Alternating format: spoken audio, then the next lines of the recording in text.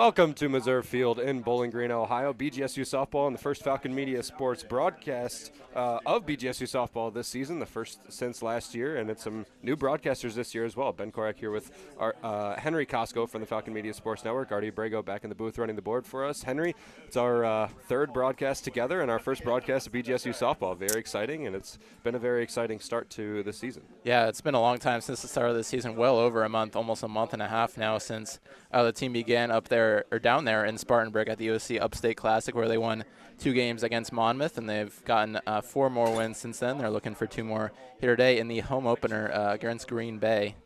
60 degrees, mostly clear skies here at Missouri Field. It's, if it was weather like this 2 weeks ago, maybe we would have had a couple of more home softball games before we get started. But MAC play has started for Bowling Green, a 1-2 record in MAC play after this last weekend's competitions against Buffalo. A pretty good first game for the Falcons. And then the next 2 games, there was a little bit of struggles when it comes to errors and how those affected the games. A 4-3 loss in 8 innings to Buffalo in the second, and a 10-6 loss in the second game of the Saturday doubleheader to Buffalo. But as I referenced, those errors really spelled disaster for Bowling Green, and the loss of Cam Kaufman as well at the shortstop position. Yeah, I was going to. That's going to be a big storyline to watch, how the team bounces back from the rough defensive performance last weekend within the absence of Cameron Kaufman. We'll see Addie Martin there at shortstop. She's normally at third when Kaufman is playing short, but we'll see Taylor Barrett there at third base today. And Taylor Barrett had an awesome series against Buffalo, 3 hits in each of the first 2 games and 1 in the second, 4 RBIs across the weekend. And in their 11-3 victory, it was her and it was Payne Steffes. It was some players that, we haven't really seen perform, especially in the last couple tournaments heading into that weekend series. But really the benefit of this Falcon offense this year, contrary to how it has been the last couple of years, has been that anybody in the lineup can contribute and have a good game at any given time. And we saw that this week when Addie and Katie Hutter, Hannah Hunt, some of these players at the top of the lineup didn't have the same weekend that they had past couple weekends. It was Barron and Steffes and players like Ashley Chevalier, Kendall Matthews, who stepped up in that role. That's been some of the biggest pieces that we've seen. Not so much that Bowling Green softball has been able to put it together, top to bottom in the order that they've contributed, but we've seen when the top of the order struggles, that bottom has really stepped up. It's been Peyton Steffes for me and Kendall Matthews as well that have been big ones in the outfield, centering right and center field, hitting pretty well as of the last couple games. Kendall Matthews didn't start the season in the 9 rotation, but she's worked her way in. She's earned her way into the lineup. She's still batting in the final hole, but Kendall Matthews has been an influential only transfer for Bowling Green out of Lakeland College in Illinois. She's been a very big one for Bowling Green. Peyton Steffes has been very good as well. We've talked a good amount about how good the offense has been. The defense, or the pitching, I should say, has not been as good. I mean, we're down to about 2 pitchers really that are anchoring the pitching staff for Bowling Green, far and away the best 2.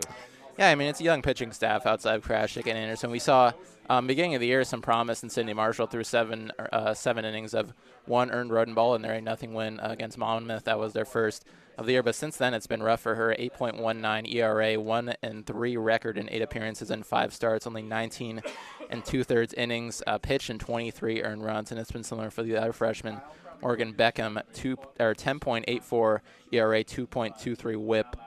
In 20 2/3 innings, 32 earned runs allowed and 16 walks and 5 home runs. So those freshmen are really going to be looking to, settle down. And the thing with Michelle Gardner is these players may not be used to that sort of performative experience, playing in high school and all the success that these players get in high school in order to earn their spot on the D1 level. They didn't really have to deal with this sort of consistent season-wide struggle, so it's going to be adjusting for them, and it's going to be a testament to their mindset in terms of if they can bounce back here as we get towards the second half of the season. First-year head coach Michelle Gardner, or at least first year with Bowling Green as the head coach. The pitching staff has struggled a little bit, but there's 2 pitchers on the staff that have been pretty good this year and been pretty reliable as well. Scarlett Anderson being one of them, just above a 3 ERA, 3-1 win-loss, 16 appearances, almost 50 innings pitched as well. Pretty good batting average, pretty good all around. She's been able to hold Bowling Green in some games that maybe they didn't really deserve to hold in. And then one that we're going to see today, Mackenzie Krafchick, just a higher ERA, 2.5 ERA, but she's closing in on the same amount of innings, almost 30, and she's been pretty good as well this season. And those two, you're going to need a third pitcher to work in there, especially with 3-game MAC weekends.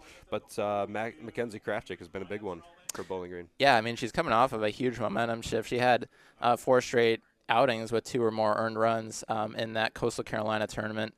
Played 2 games against Wisconsin, only made, I believe it was 6 total innings across that tournament in her 4 outings, but came in against Buffalo, gave out 1 scoreless in game 1, and then came in relief in the second game against Buffalo, 7 1/3 innings, 1 earned run on 2 walks and 5 strikeouts. So a fantastic outing for her despite the 4-3 loss in extra innings that Bowling Green suffered, and then she came out in game 3 through another inning and a third scoreless. So she is riding a lot of momentum right now, and she's going to be a player to really be looking to, get some solid innings. We've seen a lot of these starters not really have a lot of success, not be able to get out of the first inning consistently, and I think Krafchick will definitely be able to do that today. We'll talk about University of Wisconsin-Green Bay, the opponent for Bowling Green, just real quick in this doubleheader day. It's a pretty good team, but it seems to me, Henry, that a team that gets a lot of singles, gets a lot of hits, but not a lot of power out of it as well. Only a couple of extra base hits, only 25 on the season compared to their 123 total hits, but a very good batting average between these top 4, top 5 hitters in the order, and a very good top 2 in Sarah Ebner and Paige Hansen. Yeah, contrary to the way the Bowling Green kind of offense kind of runs, where it's a little bit of everyone contributing at any given time, it's been the top 4 that have really kind of carried this Green Bay offense to the 4th best batting average in the Horizon League. And the top 2, you mentioned Sarah Ebner, Paige Hansen have the 2 best batting averages in the Horizon League, 419 for Ebner, 385 for Hansen. And Ebner with a OPS over 1,000 after kind of a breakout season where she only played, I believe, 7 or 8 games in the first year of her career as a freshman, got redshirted, and now she's having a breakout season.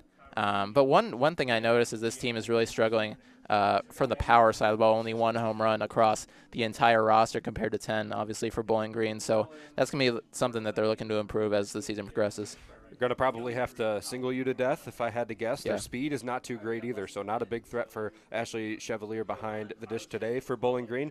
Their pitcher, Ava Schill, is not as good as those top 2 that we mentioned for Bowling Green. 6.43 ERA in her 9 appearances, 35 innings pitched. She is 1A, 1B with Genesis Egert, the secondary pitcher for University of Wisconsin-Green Bay. We'll see if we get to see her today as well. She does have a 333 batting average against compared to Egert's 290.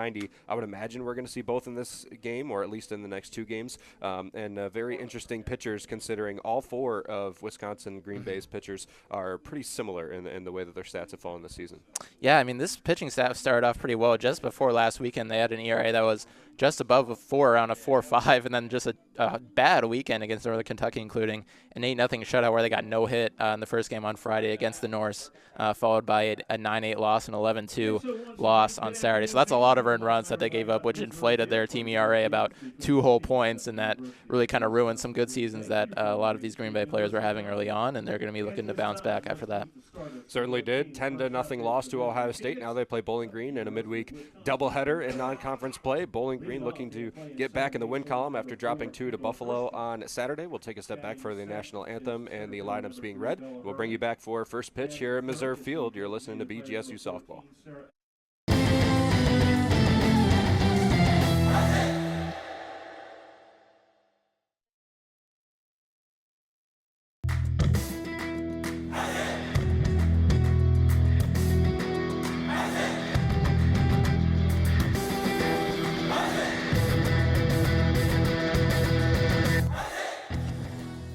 Are you a fan of BG Falcon Media and the Falcon Media Sports Network? You can show your support for BGSU Student Media by donating at the bottom of the page of stories on bgfalconmedia.com.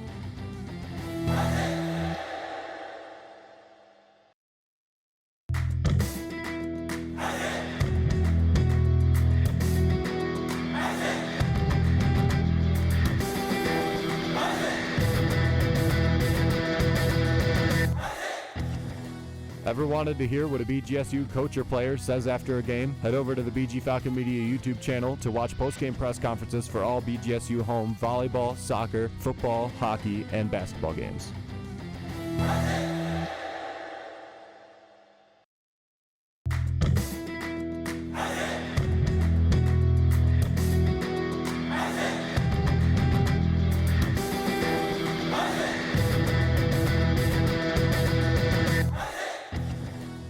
Are you a fan of BG Falcon Media and the Falcon Media Sports Network? You can show your support for BGSU student media by donating at the bottom of the page of stories on bgfalconmedia.com.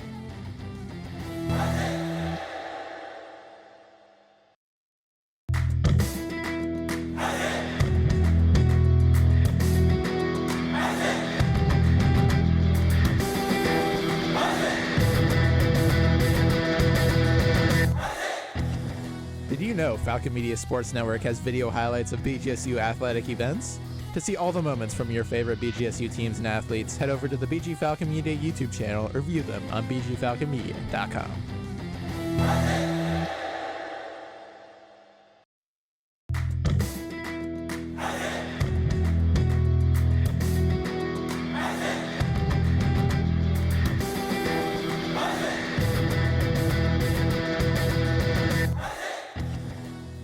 Are you a fan of BG Falcon Media and the Falcon Media Sports Network? You can show your support for BGSU student media by donating at the bottom of the page of stories on bgfalconmedia.com.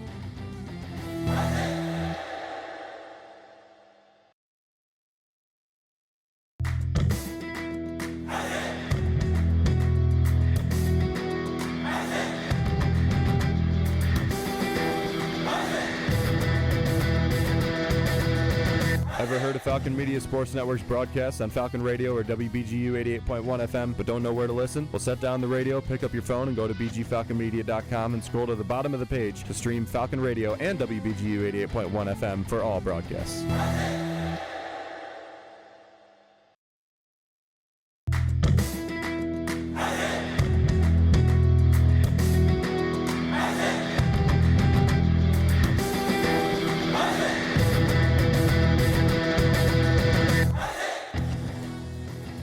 To listen to replays of recent Falcon Media Sports Network's broadcasts, tune into WBGU 88.1 FM every weekday morning from midnight to 3 a.m.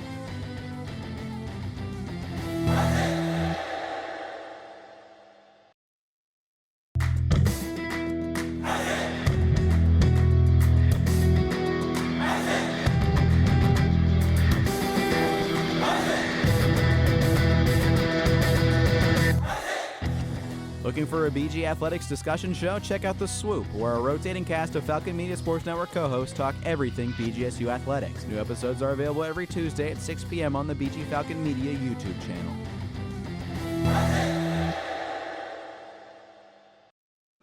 Welcome back to Missouri Field, a doubleheader for BGSU softball in their home opening day. Ben Korak here with Henry Costco from the Falcon Media Sports Network. Henry, exciting stuff. Calling with you again today, and we previewed some of Bowling Green and Green Bay, but what do you want to see from Bowling Green today? Get them 2 wins against Wisconsin Green Bay. Yeah, well, we've seen them generally, with the exception of a loss to Abilene Christian earlier in the year, to really take care of business against teams that they should beat. We saw they beat IU, Indy, and UIC earlier a couple of weeks ago at the Hoosier Classic, and they took one against Buffalo. So they'll be the favorites, I think, in this one. And the key is just going to be Krafchick coming out here and just throwing the way she threw last weekend really early on and getting this team in a rhythm, and then the offense will come in and do their thing as they have these past couple of weeks.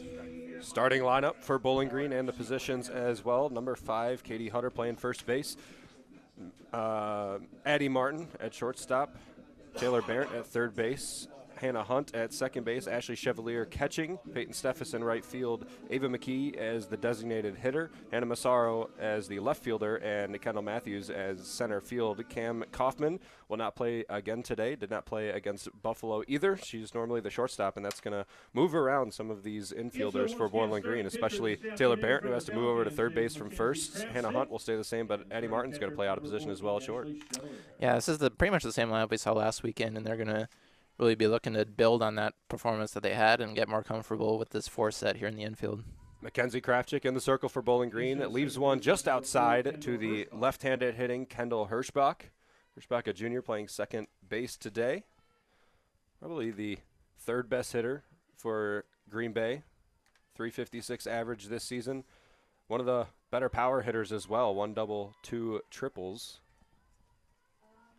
So you're taking the contact approach there at the plate from Lockport, Illinois. Attended Lockport Township High School. She's nearly doubled her 2024 batting average, 223. Had a really great year so far. Krafchick throws again, slap hit over to third base. Barrett Fields throws the first, and we have one out for Mackenzie Krafchick to start this game. Not surprising to see the slap hit there from Hirschbach, considering her speed. The most stolen bases on the team with 3, only in 5 attempts, though, and 2 triples. I mean, you got to be able to haul to get around 3 bases. Yeah, Barron, you see playing super close, up way past the front of third base there, really trying to limit this contact hitting approach that Green Bay likes to take. One out, Bella Herman up. Krafchick throws a strike on the outside edge. Herman playing center field today, the senior in her 4th year with Green Bay. What's interesting is this approach really kind of goes against BG's defense right now. We mentioned all the fielding problems that they had over the weekend. This sort of approach in terms of just getting the bat on the ball and putting it into the field is going to really put some pressure on BG, and they're going to force them to not make any mistakes here early on. Kendall Matthews shifted way over in center field, almost playing in the left center field gap.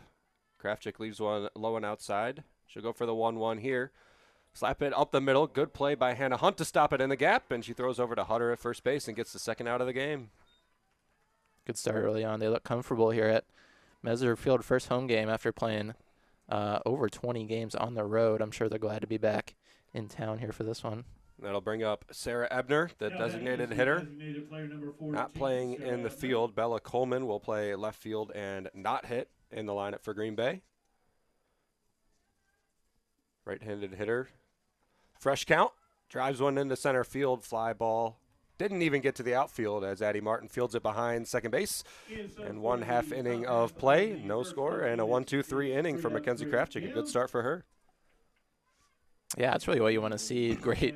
Only about, I believe that was only 5 or 6 pitches that Krafchick threw in that first, and that's a great start for them, and we'll see if they can translate that into the offensive side of the ball. The Buffalo series, that that first inning spelled disaster for them. Olivia Roth struggled a little bit, and none of the starting pitchers made it out of the first inning, so we've already seen better start for Bowling Green in the circle than we did the last 3 games. Yeah, I know one thing we were talking about after that weekend series was maybe potentially abandoning that sort of opener role that Michelle Gardner was kind of trying out, is it did have some advantages sometimes when you're just trying to give maybe a team with some higher talent levels a different look in terms of early lineup advantages. But, they did move away from this, I think, with Krafchick, and I think we'll see her go as far into the game as she possibly can.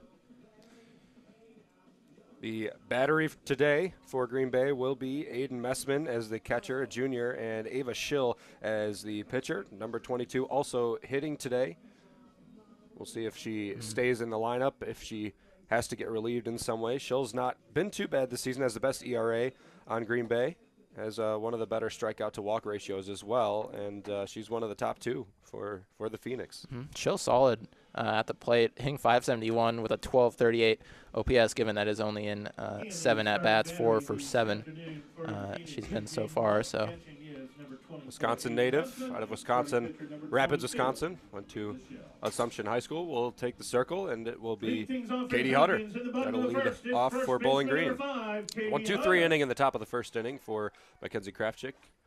Schill deals on the first pitch and looks to leave it outside to Katie Hutter, who is on-base machine for the Falcons. Hutter can really find her way on base decently fast as well. A prototypical leadoff hitter for Bowling Green. One thing we'll really hit on here in this first part of this lineup is how these 4 hitters, we mentioned Hutter, Martin, Barrett, Hunt, all were hitting under 200 or very close to 200 in 2024, and they've just completely just turned their careers around, honestly, offensively, coming into either their junior, freshman, sophomore season. So it's been great for them. Left-handed Hutter takes a ball high. 2-1 now. The count from Schill to Hutter. Hutter playing first base today was the designated hitter for a lot of the non-conference schedule, but Cam Kaufman being out means that Hutter's going to play first base today. Yeah, 427 on base. They love to have a hitter up there at the plate first who can get on base and get the momentum started quickly in the first, and Hutter's been doing that well for this Bowling Green offense that's had a lot of success this season. 2-2 after a foul tip. Maybe a big pitch for Schill to look to get this first out. Hutter working the count, and that one's going to be high. It's going to be a full count to Katie Hutter. It's going to list to be the first base runner in this game after the 1-2-3 top for Krafchick. Yeah, she'll try to get her to chase up there on the 2-2 pitch using that extra ball that she had. Full count. And a swing and a miss for Hutter. A good pitch on the outside. Looked to be a little bit of an off-speed. Very good spot for Schill as well to leave it low and away. Good placement on the outside corner. Hutter had to protect on 3-2 and maybe wasn't quite ready for that low off-speed after the high fastball the previous pitch. So that'll bring up the shortstop for Bowling Green, Addie Martin. Kind of weird to say that, considering she as well, being in the infield, is out of position with Kaufman assumedly being injured. Swing and a miss on the first pitch, just a little bit high, but she has had a standout second season after playing only 8 games in the first. Yeah, 286 average, 643 slugging percentage, 7 home runs already on the season. You can see it in her swing, huge cuts there at the plate. Another swing and a miss. That's an 0-2 count for Addie Martin. 2 big hacks on high pitches. We'll see where Schill goes here. Maybe an off-speed low, waste a pitch. And that's exactly what she did. Left it low, but the catcher nods. Messman liked the location. Might as well waste a pitch in a 0-2 count. Yeah, we'll see if she attempts to go back in the zone. I would expect maybe a low off-speed here in this one. Fouled off by Addie Martin. Did leave it in the zone, a little bit on the outside edge. Not as hard or as high as the first 2. So 1-2 count. Addie Martin will have to battle back in. One thing to watch here, especially for maybe these pitchers and these infielders, fatigue. 6 games in the last 5 days is going to be what they're at after the second game of this doubleheader is over. Some high-volume innings here for them. 1-2 from Schill. Outside, just a shade. Good take. Good eye from Addie Martin. Leaves it for a 2-2 count with 1 out. No runners on in the first inning of Bowling Green, Green Bay. That one just over the chalk in the left side batter's box. Pitch from Schill. Popped high in the air in the infield. It'll be playable for Messman if she can make it, but misplayed it, and it falls on the dirt just to the left of the right-hand batter's box. Kind of an awkward spot when it's that close to the batter's box. Yeah, you kind of get up and you're already kind of getting ready to run and look for the ball. And normally you'd expect her to throw the mask off in that situation as well. Maybe had a tough time locating it. Sun is kind of high considering we're playing a midday game. Lost in the sun a little bit. Beneficial to Addie Martin. 2-2 count from Schill again. Drove into the left center field gap. This will clear the fence. What a rip for Addie Martin. It's a bomb, and it's a 1-0 Bowling Green lead. How about Addie Martin? 8 on the year. That one got out in a hurry. On a straight line. It looked like it was going to be right off the fence. Just got over the left center field line there, just a little bit to the left of the American flag. He's getting ready for a double or a triple there. Just cleared over the black top to the fence here at Missouri Field. What a start for Bowling Green. Got 0-2 count and then battled all the way back to a bomb. Yeah, I mean, Addie Martin's been doing this at the beginning of the games all year. Just getting this offensive program here that Michelle Gardner has built. Just off to a great start in these games that gets him the confidence to build on it later on. Taylor Barrett steps into the box after a tough performance from Martin to follow up. Check swing, she did go, so it's going to be strike 1 to Taylor Barrett. Barrett, the best registered hitter in terms of batting average, 358, but not too much power coming for her. Over only 3 doubles and only 3 extra base hits on 24 this season. She's almost doubled her batting average from 2024, just over 180. Having a great season, especially after the weekend she had against Buffalo. 7 hits across 3 games there. Second pitch left high. It's a 1-1 count to Taylor Barrett after a Bowling Green 1-0 lead. The 1-1 to Barrett is left outside. Barrett, right-handed hitter. These Falcons are really seeing Schill well. Then you can tell they're getting deep in counts and they're leaving balls that are just off the plate to get higher in the count. One of the biggest things that's nice to see from last year to this year, single up the middle for Taylor Barrett. We'll sit at first base, so 2 hits in a row for Bowling Green. That'll bring up Hannah Hunt in the 4-hole to try and clean it up. Great job taking advantage of that pitch low in the zone, just taking it right up the middle, not trying to do too much with it. We got 1 on, 1 out here. Good opportunity. It's a good blend of power and average that we've seen from Bowling Green this year. They still have one of the lower averages, batting averages, I should say, in the MAC, but that's certainly not telling considering those top players have just been so good. Off-speed left way high and away from Hannah Hunt. Yeah, they've been making good contact, and not only that, they've been getting on base through walks, hit by pitches, over 30 walks combined between these top 4 hitters. They've been doing it any way that they can. Hannah Hunt, one of the most dangerous hitters in the lineup, playing second base today, fouled back, but she was really on that one. Cleared right back into the netting behind the catcher, Messman. Hunt was one of 3 hitters. I believe she joined Martin and Hutter as top 5 in the MAC in OPS and batting average heading into the weekend in Buffalo. Another pitch to Hunt, grounded to shortstop. Could be a double play, but a tough hop. No throw from the shortstop, Henson. We're going to have first and second. Don't know if you can give an error to that. Just a bad hop. Happens sometimes. On the infield, dirt is imperfect. Yeah, we'll see if this gets registered as an error or not here on the scorebook, but it's a tough call for sure. Barrett at second base now. Hunt at first base. Error is the confirmed call as of right now, and that'll bring up the catcher, Ashley Chevalier, who has had a pretty good last couple of series, I'd say, Henry. Yeah, hitting 155, but that hasn't really been how she's played the past couple of weeks. Side a couple clutch hits, including big triple there in BG's victory. Takes a strike on the outside edge. Another right-handed hitter for Bowling Green, but a ducky on the pond in second base. T-Bears sitting out there on the bag.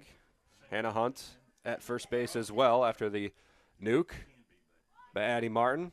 Bunt shown from the catcher Chevalier. It's worn off the hand of the catcher Messman as it was fouled back out of play. So that's going to be a 2-strike count. And Messman are going to have to take a step back and shake it off. Head coach Sarah Kabuski coming out, and they're going to take a look at Messman.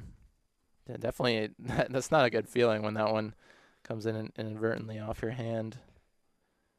Looks like she will likely stay in the game, but yeah, that can be trouble for catchers, especially when you have to quickly transfer and send balls to second. You don't want to have that hand stiff or in any kind of pain. The hand looked to be getting out to try and field the bunt as quickly as possible, which makes sense, but that's why they teach you to keep that right hand behind as long as possible. Playing catch with Schill now, so she looks to be okay.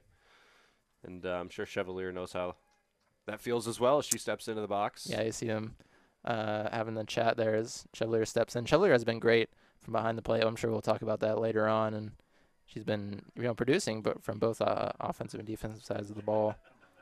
0-2 count for Chevalier last time that happened. Addie Martin hit a home run. So we'll see what comes of this one now. Swing to the back netting. So it's going to be another foul ball and still an 0-2 count, but that was a healthy cut on the fastball from Schill. 0-2 count. She's going to have to defend on this pitch. We'll see if he gets the off speed here from Schill. Schill delivers. Ground ball to shortstop. Throws over to third base. Oh, and Barrett is throwing out at third base. That was mighty close. The umpire clear in his call. That'll be the second out of the inning on the fielder's choice to the shortstop. I'll put Hannah Hunt at second and Ashley Chevalier at first base. That was a really, really close play there at third, but I think the right call was made. Risky throw by Paige Hansen ended up working out to get the lead runner. 2 outs now.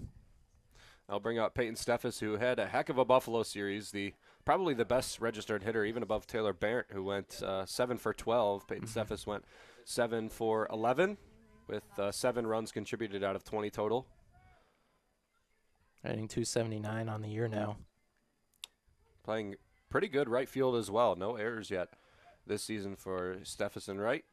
And her speed is really her most valuable asset, both in the outfield and on the base pass. Whenever she gets on base, she's number 1 threat to steal some bags. 1-1 count to Steffes. Schill delivers. Runners on first and second. That one dove a little bit inside, but not enough. It was left high and away. 2-1 count now for Steffes, who is another one that works some pretty good counts, but strikes out quite a lot as well. One of the most strikeouts on the team with 16. This one's put right at the top of the zone, but for a strike. So it'll be a 2-2 count, even back up.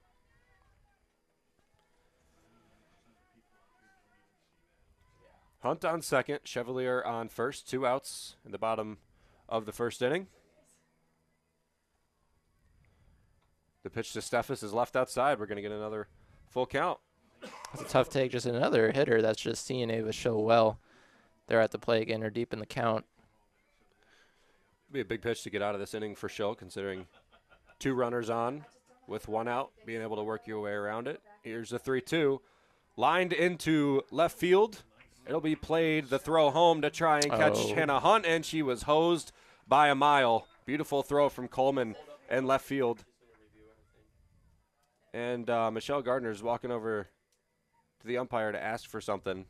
Don't know what she could be asking for, as Hunt was out by, 10 feet Yeah, before the ball got there. Gardner's arguing with the umpire over there. Maybe catcher's interference is the only thing that I could possibly think of here. Catcher was standing in front of the baseline, but once you receive the ball, that is within the rule book.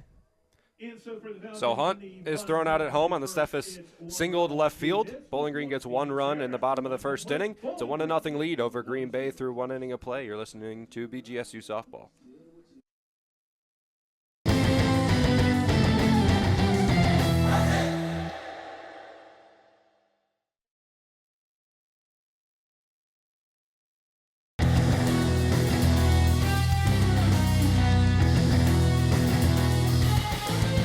Interested in joining Falcon Media Sports Network? If you're looking to get involved, send an email to sports@bgfalconmedia.com.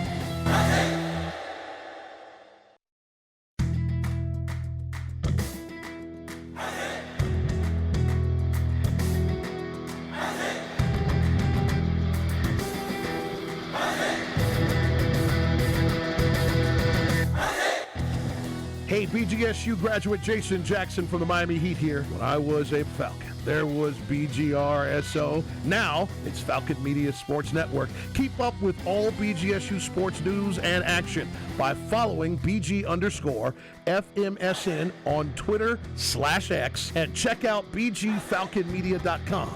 Hi, Ziggy.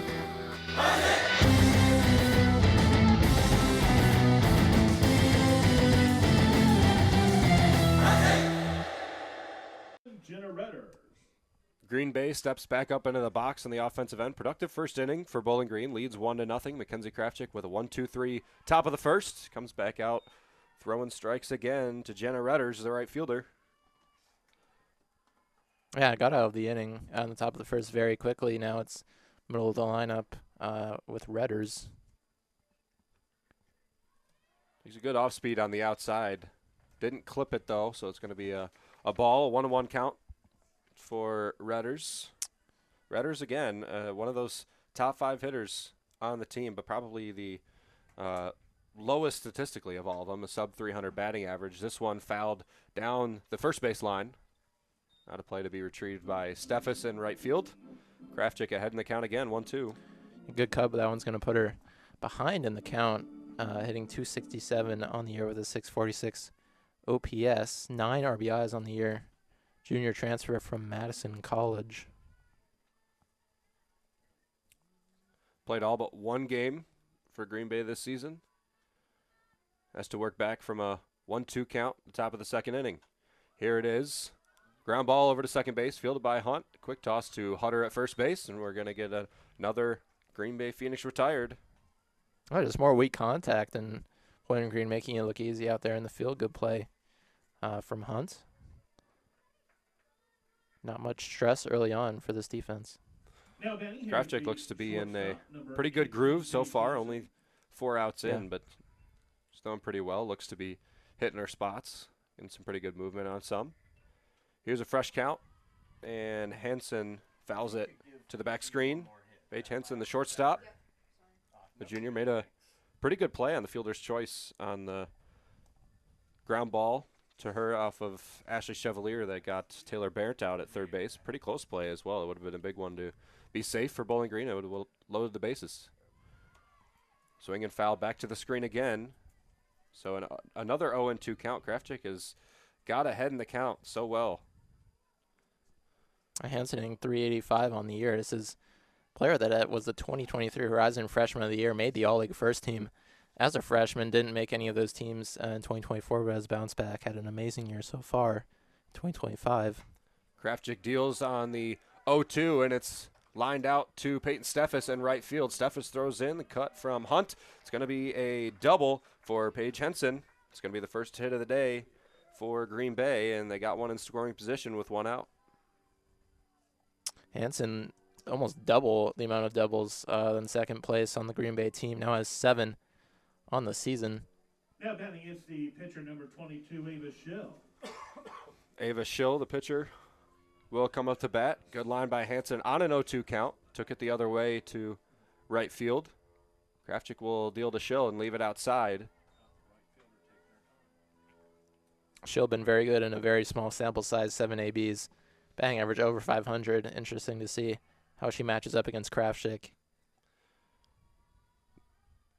Krafchick will deal on the 1-0, and it's fouled out of play down the third base line to get a 1-1 count again, trying to battle back. Seen a decent amount from pitchers this season, a little bit flustered with runners on. We've seen big innings from a lot of Bowling Green opponents, especially in the first couple of innings. The third inning, I know the differential is massive.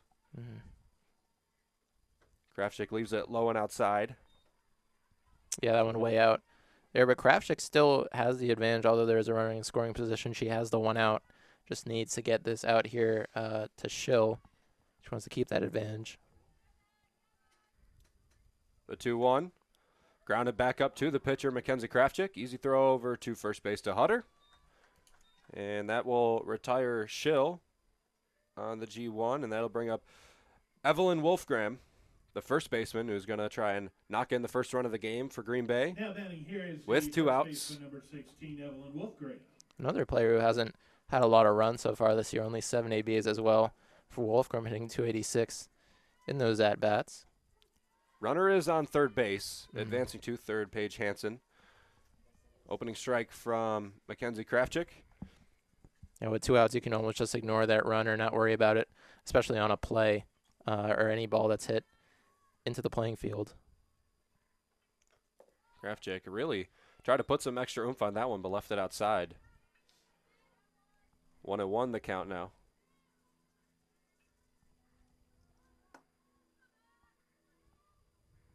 Wolfgram not one of the top registered hitters. Only 2 games started this season. This will be her third. Just above a 500 OPS.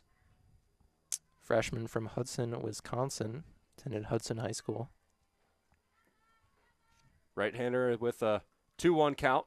Working with Krafchick. Krafchick puts it over the middle and a single up the middle. That'll be a run scored as Hansen comes home. That'll be an RBI single for Evelyn Wolfgram. Good contact. Got some really good bat on ball there. I think Krafchick left that one a bit too much in the zone. Was right on the low part of the middle zone, I think, and Wolfgram took advantage, hit on the ground. Sent it right up the middle. So a 2-out single up the middle will score a run, tied 1-1 at the top of the first inning. First run given up by Mackenzie Krafchick today. And now she'll try and work Sydney Lamott, the third baseman. This one's grounded over to third base. Taylor Barrett can't handle it. And it'll clear over to Hannah Massaro in left field. And it'll be first and second now quickly for Green Bay, who's trying to get something started. Yeah, well, you mentioned Krafchick has had trouble once she gets runners on base, and we're seeing that right now. Just first four batters were out without any sort of competition, and now Green Bay getting hits to fall into holes here. The 9-hole, Aiden Messman, the catcher, will come up to bat with a runner on first and second and 2 outs. Popped high in the air, playable for Katie Hutter next to the Green Bay bench, and she'll put it away. So 2 runners on, but no damage done besides that 1 single up the middle for Mackenzie Krafchick. 1-1 through 1.5 innings of play here at Missouri Field. And you're listening to BGSU Softball.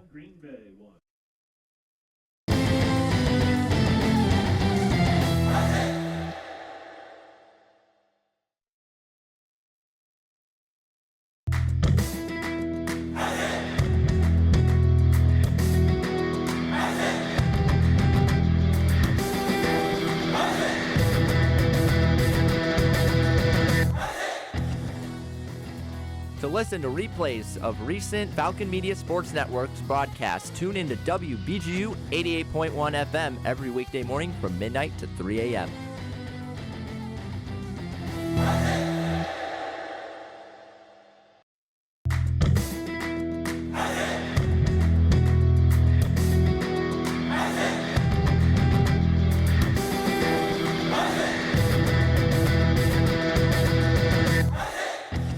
Looking for a BG Athletics discussion show? Check out The Swoop, where a rotating cast of Falcon Media Sports Network co-hosts talk everything BGSU athletics. New episodes are available every Tuesday at 6 p.m. on the BG Falcon Media YouTube channel.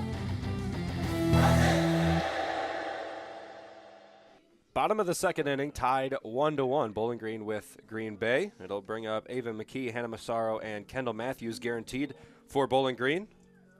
Addie Martin got the only run on the board for Bowling Green with a home run in the top. Second batter of the game, lined it out over the fence in left center field. A couple of runners left on base for Bowling Green in that one, and a couple for Green Bay at the top of the second inning. Bowling Green looking to get back on the board.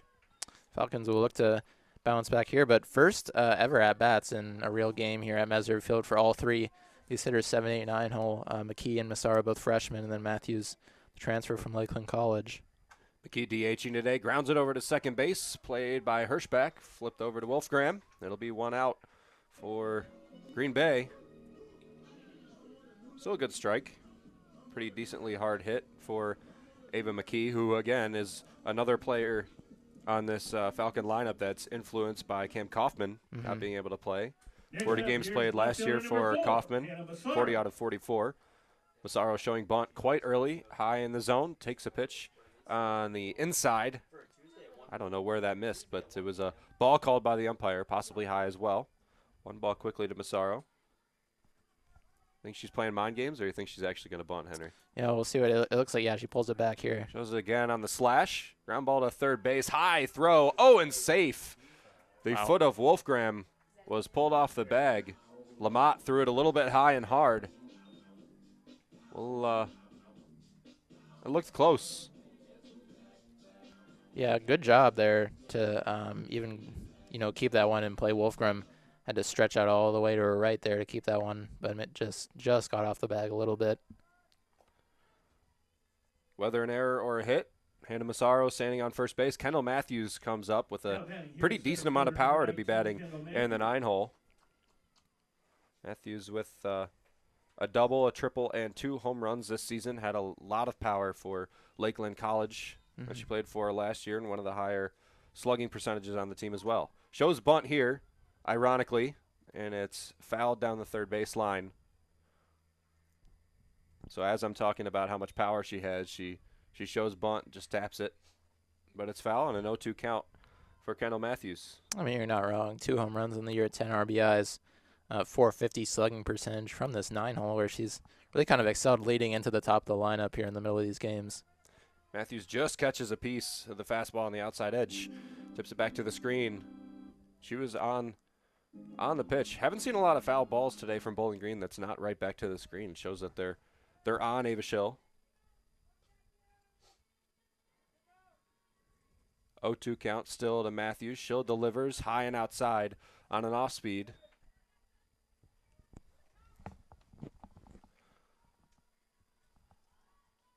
Still 1-2 count now. Still a runner on first base. It's Hannah Massaro. Matthews takes the pitch over the middle. It's going to be strike 3 looking. Massaro steals second. So Bowling Green's going to get second base out of it, but it's going to be a backwards K for Kendall Matthews, sending it back to the top of the order. Yeah, Matthews strikes out one of the more high-volume strikeout players for BG17 on the year, but looked like shortstop there. Hansen wasn't quite ready for the throw from Messman. Second base is that one going to center field, but since the fields are shorter here, you don't really have to worry about it, as the center fielder can cover pretty easily.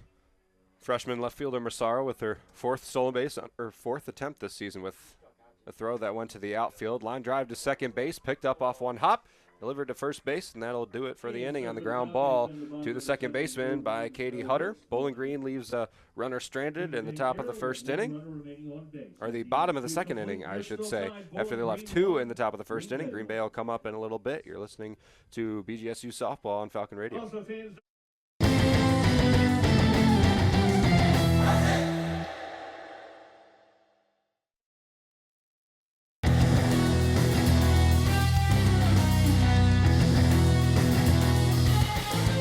Interested in joining Falcon Media Sports Network? If you're looking to get involved, send an email to sports@bgfalconmedia.com.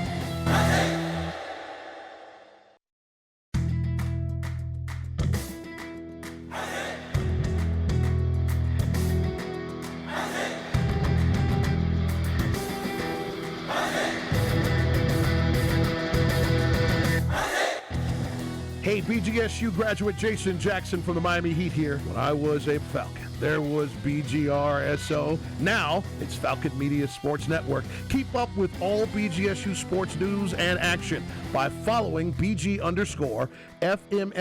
on Twitter/X and check out BGFalconMedia.com. Hi, Ziggy.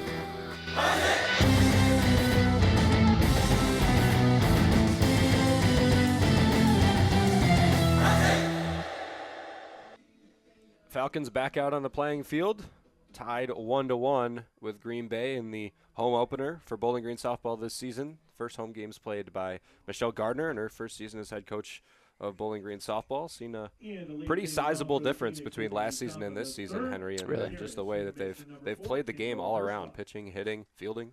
Yeah, a win in either of these two games today would give BG more wins overall than they had all of 2024. So it's been a big difference just in terms of the culture and the confidence that Michelle Gardner has instilled in this team with her veteran coaching presence in both and knowledge in both the offensive and defensive sides of the ball that she has. And we've seen it in just completely different players. It looks like they're on the field in terms of their performance from last year this year.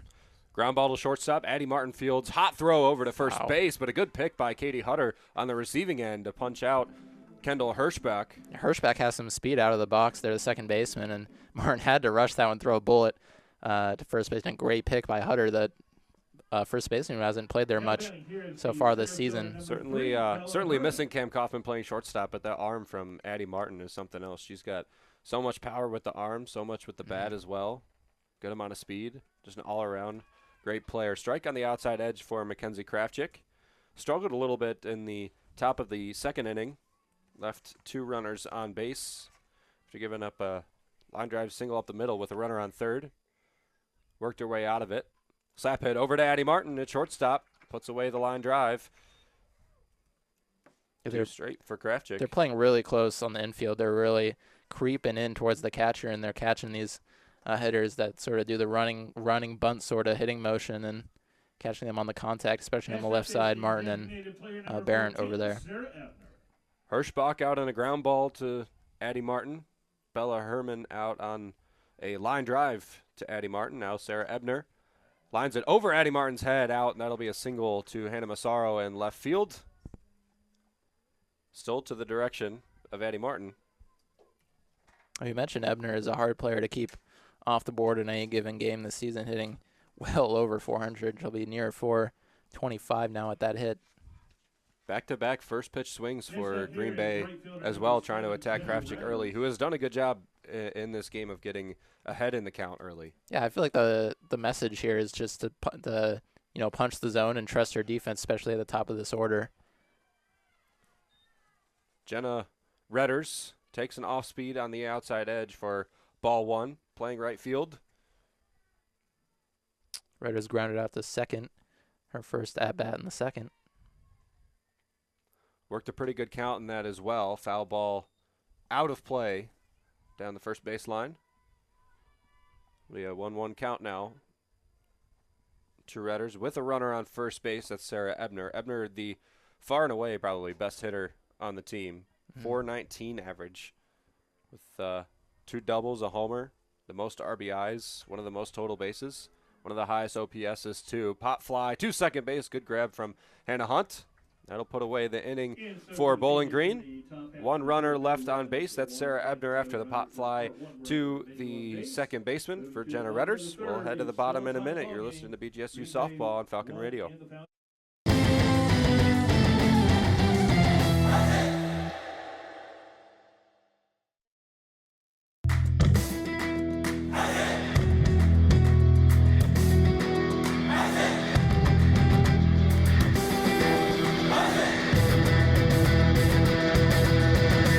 This is Phil Beskid, BGSU Radio Faculty Advisor. You can catch all the Falcon Media Sports Network broadcasts on our 2 stations, WBGU 88.1 FM and Falcon Radio, which can both be found on bgfalconmedia.com. Ziggy.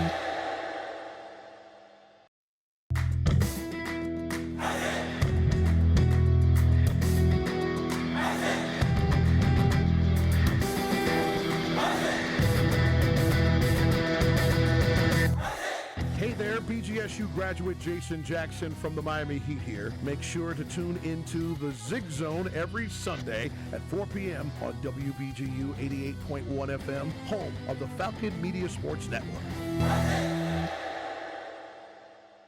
One hit, one runner left on in the bottom of the top of the third inning for Green Bay. Now Bowling Green will get a chance to hit. It's going to be Addie Martin that leads it off and led off the game for Bowling Green. Only the second batter in hit a home run to left center field that none of us thought was going to get out.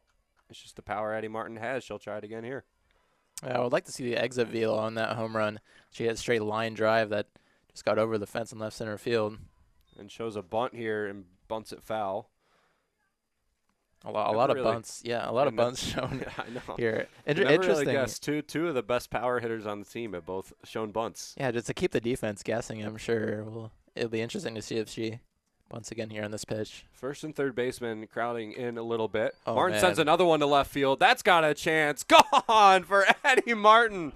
Two in a row. First and third inning gives Bowling Green a 2-0 lead.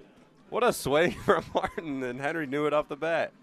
Yeah, just that one closer to the foul pole there in left center field. Hits off the top of the Falcon bullpen up on top of the Shea Walters sign out there in left field. But from bunt to bomb for Addie Martin, one pitch to the next. 9 home runs now on the year for Martin. Just unbelievable. This is a player that didn't hit a single homer in her 8 games as a freshman last year before getting injured, and now is just having a season that makes you wonder what she could have done if she didn't get injured her freshman season. It's really been unbelievable for her. So Ava Schill has pretty much solved the Falcons aside for Addie Martin, who accounts for both runs for Bowling Green, essentially unassisted as well. Taylor Barrett will step to the plate now.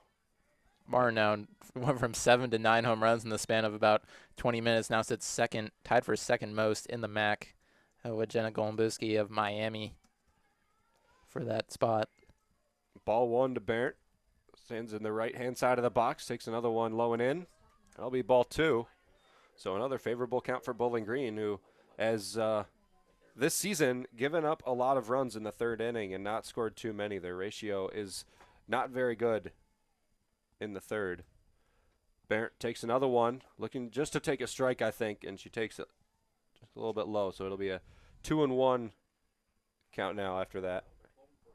This 1, 2, 3, 4 lineup that Bowling Green has is really dangerous, and we're seeing it early on. She'll not taking these hitters very seriously. Ground ball to shortstop, fielded by Hansen. Throws over to first base, just barely got Taylor Barrett. Wolfgram with a good stretch on the receiving end. Be a G6. Good play on both sides. Hansen had to rush on that one. Hunt is maybe the fastest player on BG in terms of the highest stolen base mark on the team, and great stretch you mentioned by Wolfgram to get that one as quick as she could. Hannah Hunt will step up to the plate as well. Bowling Green 2-1 lead off of 2 home runs from Addie Martin. That third inning, as we mentioned, has been a struggle one for Bowling Green. 51 scored for opponents in the third inning, 12 for Bowling Green across this entire season. The worst ratio that they've had in any inning so far. Hot ground ball to third base, fielded, and the play is made by Lamott, and that'll retire the inning for Bowling. Oh, I'm sorry, that'll be the second out for Bowling Green. I apologize. A little bit ahead of yourself there. That was Hunt. Yeah, that's my apologies there on the analysis. That was Taylor Barrett who grounded out previous at bat. This was Hannah Hunt on this one. Now batting is the catcher number 14. Speaking is tough. 2 outs. First game of the year for us. Yeah. Chevalier swings, drives one to center field, playable for Herman, but over her head, goes all the way to the track. Chevalier will have a stand-up double to keep it going with 2 outs for Bowling Green, and now a runner in scoring position for Peyton Steffes. Great contact, just got that one right over Bella Herman's head and tracked it towards the fence as makes the Falcon fly motion there at second base for a celebration. Good, Selly. Yeah, I like it. Steffes will step up to the plate now for Bowling Green. For the Falcons, here's right fielder number 7. 9 RBIs this season. One of the lower ones on Bowling Green as well, but they have a lot of double-digit RBI totalers. It's 6 total out of the 9. Peyton Steffes being the 7th, batting in the 6th hole today, moved up the last couple of games with how well she's played. The strike on the outside edge. That'll be a 1-1 count to Steffes. Good pitch. That one caught right on the edge of the outside corner, but Steffes looking to make, I believe it'll be 6 now, double-digit RBI players for BG if she manages to score Chevalier in this at-bat. Only the second lefty in the lineup for Bowling Green, tapped up to first base or to the pitcher's circle, and the play is made, thrown over to Wolfgram at first base. That'll do it for the third inning. 2-1 Bowling Green lead after Addie Martin's home run. Henry's got a little bit of a research done for us as it comes to Bowling Green athletics, especially some that have been broadcasted on WBGU 88.1 FM and Falcon Radio. Henry? Yeah, well, we're coming off of a Big Mac tournament here last weekend for you were at, BGSU that I was at. It was a very fun experience for both us and the players, but rough ending for BGSU men's basketball, lost by 29 to the eventual champions, the Akron Zips, in the first round. And Marcus Johnson was just announced this morning by our very own Tyler Kavlitz, our men's basketball beat writer and also a baseball beat writer, who will be on the call on WBG later on today for their game. But announced Marcus Johnson entering the transfer portal, and he will not return as a Falcon in 2025 to 2026. And similar news for the women's basketball team, who also lost in their quarterfinal matchup against Buffalo, and a heartbreaker there at the end. Lexi Fleming, fifth-year player for the Falcons, entering the transfer portal for her final year. And I know the rumor around and the assumption is that she may be heading back to play for Robin Froelich once again over at Michigan State Spartans. Michigan State in the NCAA women's tournament. Which do you think, I have my answer, which do you think is a more distraughful loss for the Bowling Green team, Lexi Fleming or Marcus Johnson? Well, there were some pretty high hopes. I think the men's teams really just making the tournament was big for them considering all the injuries they had, but the women's team had some hopes in terms of a victory and didn't quite get there in the end. Absolutely ripped up center field by what looked to be Jenna Redders. That'll be a single for Green Bay to start off the fourth inning.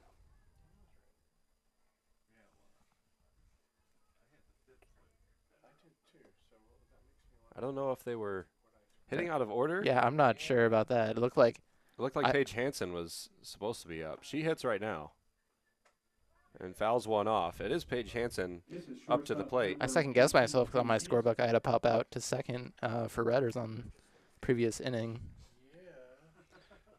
Hansen, the shortstop, one of the better defensive players on the team as well, obviously, but one of the better hitters, 385 average, 538 slugging, and 407 on-base percentage for above 900. Beautiful bunt to third base. Barrett read it perfectly, throws over to Hutter and gets the runner. Now throw to second base to try and get her tagging up. There's Jenna Redders that rounded a little bit hard. She's going to get second base clean. Great play by Barron to really predict that bunt, and that can be tricky, especially with how fast some of these Green Bay players get down the line at getting that bunt, especially when it's so close to the catcher like that and kind of in no man's land. Great play by Barron. A successful bunt, though. Got the runner over to third base, and now Green Bay has 2 outs to work with Ava Schill and Evelyn Wolfgram to try and get this run in and tie the game up at 2. Schill with a line drive into center field. Good play by Kendall Matthews. Matthews holds the runner from tagging, and as quick as that, it's 2 outs, and that bunt was rendered pretty much useless. Yeah, Schill will get, I'm sure, some applause there in the dugout after she made good contact on that one. Just wrong place, wrong time there. Matthews right there to handle it. Good rip into center field. Krafchick will work with Wolfgram here. Put the strike right over the plate. It looked like a little bit off speed. Threw off the timing of Wolfgram, the first baseman, and a freshman as well. Not too much experience this season. Only her 3rd game started and her 8th game played. I reached base on a single in her first at-bat in the second. Krafchick. Her delivery is lined over down the first base line. Still a little bit confused with the Jenna Redders thing. I had her popping out to the second baseman at the end of the top half of the 3rd inning. That's the sort of thing you don't really ever see at the D1 level. That's kind of thing you might see in high school when coaches kind of make a mistake there. But surprised nobody caught it. Yeah.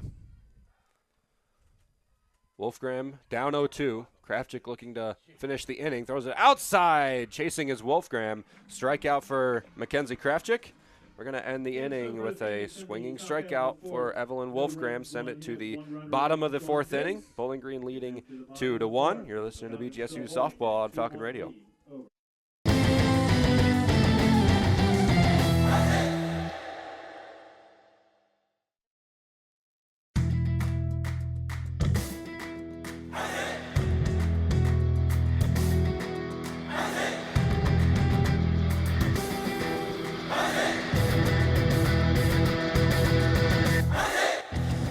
Hey, BGSU graduate Jason Jackson from the Miami Heat here. When I was a Falcon, there was BGRSO. Now it's Falcon Media Sports Network. Keep up with all BGSU sports news and action by following BG_FMSN on Twitter/X and check out BGFalconMedia.com. Hi, Ziggy.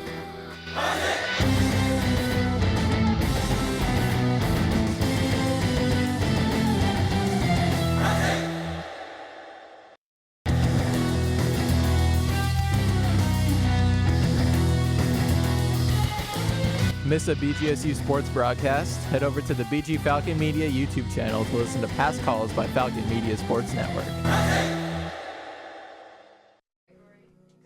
Green Bay trailing 2-1 to Bowling Green in the home opener for the Falcons. Ava McKee will step up to bat for Bowling Green. Ground ball to second base in the first one. This one's fouled off on the check swing. Ava Schill has done a pretty good job in this game, actually, if you take Addie Martin out of the equation, considering Martin's 2 home runs gives the Bowling Green the 2-0 lead. Yeah, it will be a scoreless outing for her 2-1 without lead. those homers. McKee steps up into the box again. Second at bat of the game. Pop fly to shortstop, easily handled by Hansen. A good strike in the first at bat, and the ground ball to second base. A little bit of a weaker one there, cut off the end of the bat maybe. Yeah, weak contact maybe caught. Looked like it was a little bit early. It was an outside pitch. Pulled it towards the left side of the field. Here's left fielder number 4, Hannah Massaro. Hannah Massaro, error to third base in the first one, goes for a bunt. And then her second at bat is down 0-1. See if she actually lays one down. She faked. She had a slash in her first at bat and stole a base after the error. 4th stolen base of the season.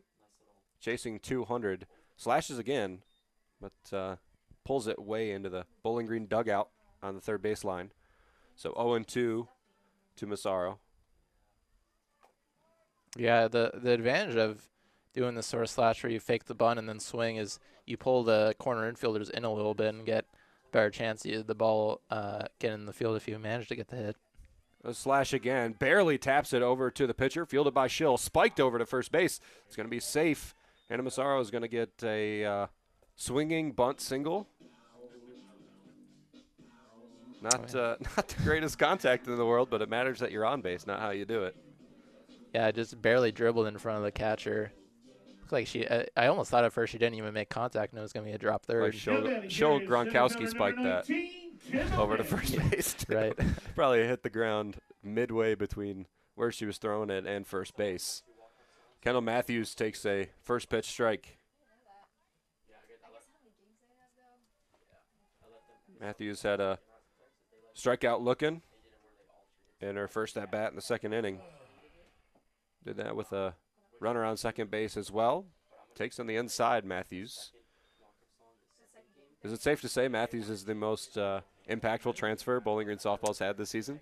Well, I think so, because since it was the only Since she was transfer. the only one. Yeah, hitting over 300 at Lakeland College over there in community college league NJCAA, and now coming over to Bowling Green and transferring a lot of that production over here. Junior center fielder takes one high.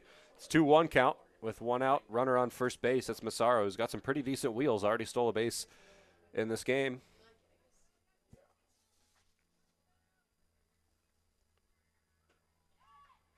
Swing and a miss. Strike 2, 2-2 now. The count to Matthews. See if Massaro's moving the next couple of pitches here. Has never stolen two bases in one game. A full count. If we get there, I would expect to see her go. One out, runner on first. The 2-2 outside. It is going to be a full count to Kendall Matthews. So she'll have to pick her pitch here. So will Massaro, actually, if you wanted to risk the one out, full count, stolen base. Yeah, you don't want to walk right here because then we'll get up to the top of the order. It'll be Hutter and then Martin. Looks like she's really leaning over there at first base. She goes, taken inside. She's going to get the base for free, although she was hosed at second base if there was no walk. But there was a walk to Kendall Matthews, and now it's first and second for Bowling Green, bringing up the top of the order in Katie Hutter. Great at bat now. Third most walks on the team has Matthews. Reaches double digits in that category. Dangerous top of the lineup opportunity here for the Falcons. 2 on, 1 out. See what they can do. Not too many RBIs this season for Hutter, batting in the one spot most of the time. Takes a strike on the outside, but she is a lefty. Made good contact on a ground out to second base in the second inning. Spreads the ball around pretty well as well. No true shift for any of the fielders, playing pretty much straight up. Ground ball to second base for 3. Oh, safe at first base. It's going to be first and third with the runner split on the double play try by Hirschbach at second, Hansen at short, and Wolfgram at first base. Just not enough of a stretch. Yeah, it looked like Hansen maybe took her time a little bit on the transfer. Didn't quite get there in time. Hutter has that speed in the leadoff spot. Here's Addie Martin. Can she make it 3 home runs? Back to back. This would be a big one, too, a 3-runner if she can get it. 2-1, Bowling Green in the bottom of the 4th inning. Martin takes the G-hack, but it's fouled on top of the Green Bay dugout. You know, if I'm Schill, I'd be afraid to even give her anything in the zone right now, the way she's hitting and the way she's seeing. And with 2 outs. Yeah. What's the difference, really? Although Taylor Barrett is a threat with the hits, not too much with the power.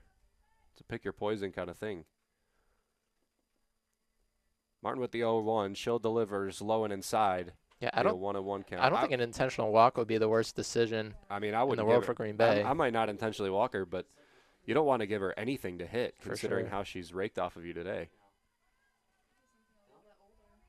So 1-1 count. Massaro on third, Hutter on first.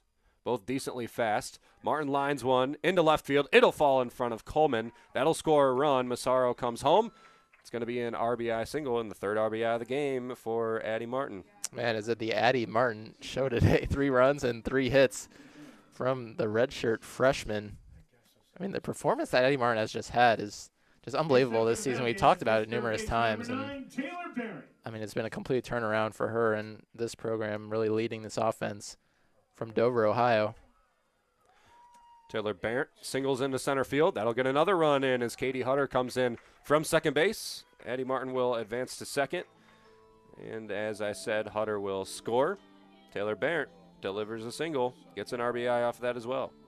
4 runs now here in the as we reach the 4th inning. Ava Schill, 9 hits allowed.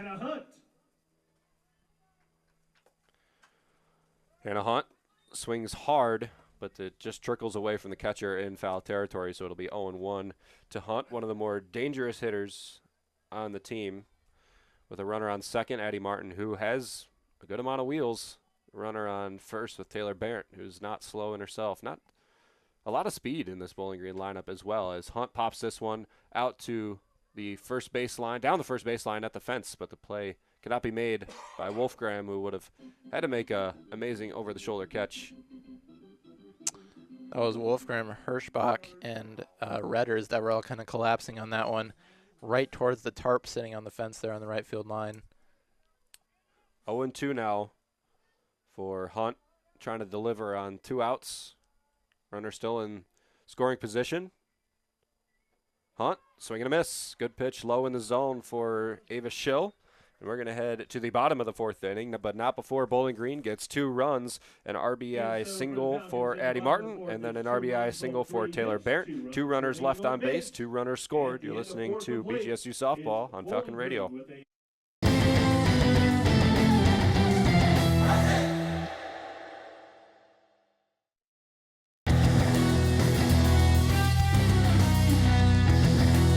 For all BGSU sports news and updates, follow Falcon Media Sports Network on Twitter X at BG_FMSN and head over to BGFalconMedia.com.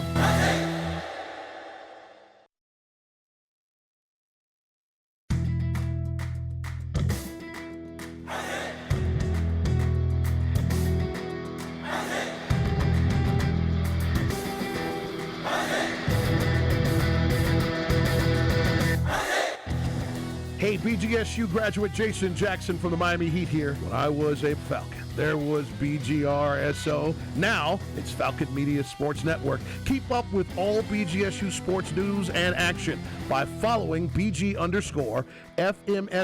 on Twitter/X and check out BGFalconMedia.com. Hi, Ziggy.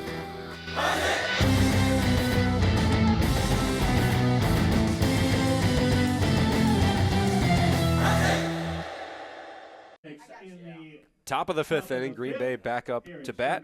It'll be Sidney Lamont, Aiden Messman, and then top of the order for the Phoenix. Lamont had a unproductive single the last time. She was up at bat. Takes this pitch low. Mackenzie Krafchick. You know, Henry, we were talking off air about how key of an inning this is for Krafchick, considering the 4-1 Bowling Green lead that they gave you. Bottom of the order right now, but, I mean, I would say the leash is going to be somewhat short as the innings kind of wind down. You have Scarlett Anderson back there in the pen who's been so good in the relief role, especially lately. And you just don't want to give Green Bay an opportunity to come back into this game. The 3-run lead isn't as sound as it might sound. Blowing in, 3-0 count, the first of the day for Mackenzie Krafchick. She's going to have to really battle back. You do not want to lose the 8-hole, considering you've got the catcher and then top and some pretty darn good hitters at the top of the Green Bay order. Krafchick on the 3-0. That's it up and away. It's going to be a walk on 4 pitches to Sidney Lamont. She's going to be at first base for the second time today. Well, up subs Aiden Messman, sophomore catcher, junior out of Jefferson High School and out of Jefferson, Wisconsin. Big moment for these Green Bay Phoenix to really get back into this game. Krafchick to the bunt. Will field it, throw over to first base at Hannah Hunt, who swung over to cover the bag. It'll be 1 out and a runner on second base for Bowling Green. But it's going to be top of the order and Kendall Hirschbach. Pretty dangerous hitter. Messman, good execution on the sacrifice bunt to move the runner into scoring position for this top of the lineup. Hirschbach hitting .356 with an .847 OPS so far this season. Leads the team in hits with 21. Dangerous at bat. Krafchick delivers outside edge, fouled out of play by Hirschbach. Hirschbach, a little bit of a smaller player as well in that leadoff role. Pretty decent speed for the junior as well, playing second base today. Made a couple of plays there. Krafchick with the 0-1. Puts it on the outside edge. That's close. It's a strike, says the umpire. An 0-2 count. It's a big 0-2 count for Krafchick as well, who's trying to keep that run off the board.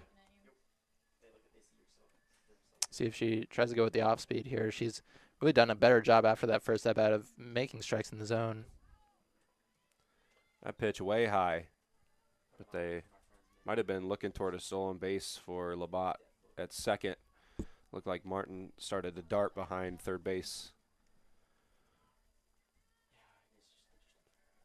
1-2 count to Hirschbach. Tapped down the third base line. It's going to be rolling foul. Barrett will pick it up outside of the white line.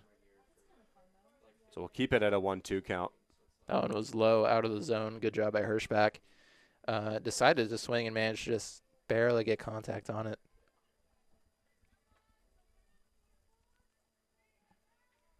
Krafchick with 1-2 again. Hirschbach with ground ball to third base, ground ball to shortstop. Now ground ball to first, fielded and thrown over by Krafchick. Perfect. And we'll get the second out with a runner on third base now. Becomes a big at-bat for Bella Herman, the center fielder. Gotta say, impressive. The middle of the lineup has given Krafchick a little bit of trouble, specifically in the second inning, but the top two hitters 0 for 5 right now. Bella Herman, 304 average, about a 800 OPS as well.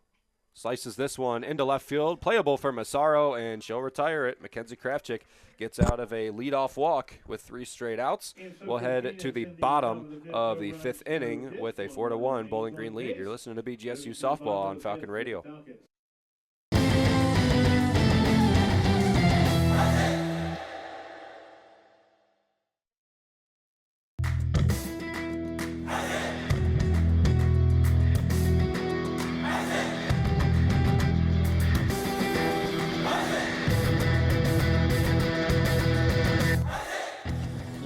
favorite BGSU Athletics talk radio show? Tune into the Zig Zone every Sunday at 4 p.m., where a panel of Falcon Media Sports Network members discuss the hottest BG sports topics. Only on WBGU 88.1 FM.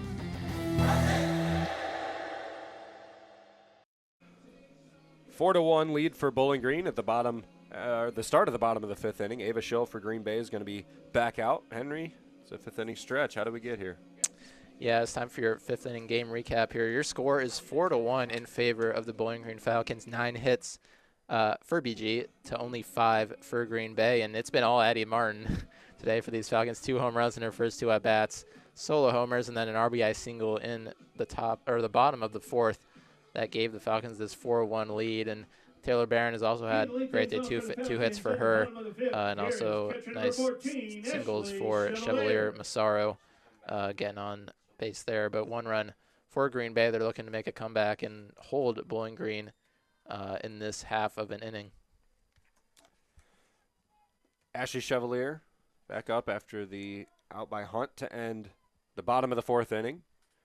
4-1, Bowling Green lead. Chevalier pops it high in the air to shallow center field. Playable for Herman, and she'll hold on to it for the first out. Good contact to send that one into the outfield. Just got a little bit too far under it. A little bit high of a launch angle. Like execute a hit on that play. Number 7, Peyton Steffi. Comes Steffes, singled in her first at-bat in the first, grounded out to the pitcher in the third. Shows bunt, drag bunt, actually believes it outside. One of the 2 lefties in the Bowling Green order, only 1 for Green Bay. That extra step toward first base is a big one, especially with the speed that Steffes has. 1-0 count now for Schill as she delivers to Steffes, and it's left about belt high for a strike. Steffes with a smaller strike zone, but she really takes advantage of that with her ability to make contact. Are you calling her short, Henry? I mean, don't put words in my mouth, Ben. Ball left outside, 2-1. Sophomore from Rockford, Michigan, stands 5'3".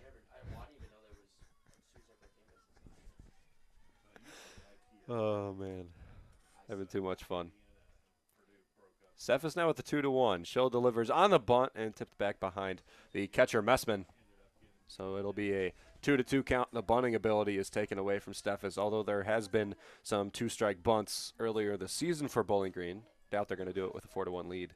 Steffes has been really successful with this sort of play just because of her speed, that she can get the first. You mentioned the extra step that she gets from the left side of the batter's box. Swings it, and it's fouled off into the netting. So we'll get a retry at the 2-2 count. 1 out off of the fly ball to center field by Ashley Chevalier. And the first out of the bottom of the fifth inning. Schill delivers again outside of the strike zone. Looked like a good pitch, maybe an off speed as well, but it's going to fall to a full count. A lot of these full counts for Schill. She's had some trouble. BGA hitters haven't seen her very well. Especially seems like these first at-bats of the inning. Line drive. Well tagged ball by Steffes, but it'll be retired by Hansen at shortstop. We'll have 2 outs and a 2-out at-bat for Ava McKee, who's actually led off 2 innings in this game, now is guaranteed to not. Next up for the Falcons is designated player McKee, the freshman, one of 2 players on this BG team who graduated from Watkins Memorial High School down there in Pataskala, Ohio, joins Hannah Hunt. Takes the ball a little bit high, another one that's a little bit shorter in stature, so the zone a little bit harder to hit for Ava Schill. 5 foot for McKee. Takes one on the inside as well, 2-0. Seeing Schill struggle a little bit with the strike zone, as she's been pretty consistent all game. But in this fifth inning is looking to lose it a little bit against the bottom of the Bowling Green order as well. McKee on the 2-0 swinging, and it's fouled out of play back into the bleachers. Good cut from McKee, but it'll be interesting to see how much of a leash Schill has this late in the game. I would think if BG gets a couple of hitters on, maybe earns another run. Schill might be out of here after 5 innings. Can't tell if anybody's warming up for Green Bay. McKee, might have caught the zone, belt high on the outside edge. 2-2 now, the count on 2 straight strikes, a foul ball, and that one called.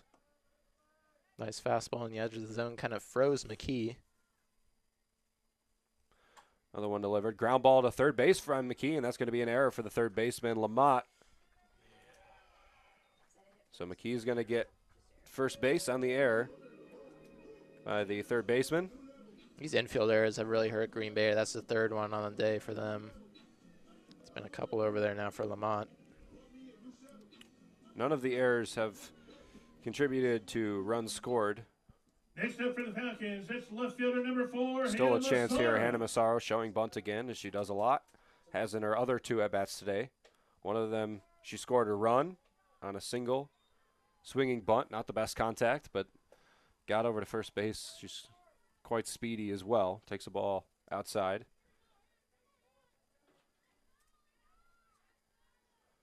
She looks to deliver again. Trying to work her way out of this 5th inning. Line drive down the third base line into the Bowling Green dugout. So be a 1-1 count now as it evens up. Flash bunt gives Massaro the look of just trying to put a ball in play here, force Green Bay to make a play with the runner on first base, maybe try to sneak one down the left field line. Showing bunt again, a 1-1 count. So still a bunting count. The slash, left high. Pickoff attempt over to first base by the catcher Messman, but McKee gets back in time. Not the biggest lead in the world, but Messman probably just trying to make sure McKee knows she's there. Massaro reaches 60 ABs on the season, with this one reaching near 200 in the batting average category. Line drive to third base. Played off one hop, thrown over to first, and that'll retire Massaro and retire the inning for Bowling Green. An error prolongs it, but it still exits. Kendall Matthews will lead off the bottom of the 6th for Bowling Green, but Green Bay will get another chance in the top of the 6th. You're listening to BGSU Softball on Falcon Radio.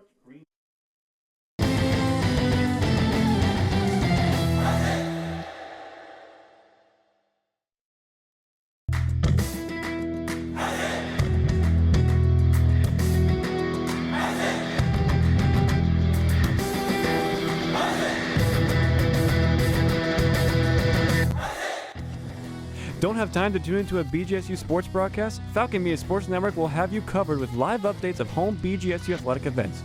To follow along, head over to @BG_FMSN on Twitter X.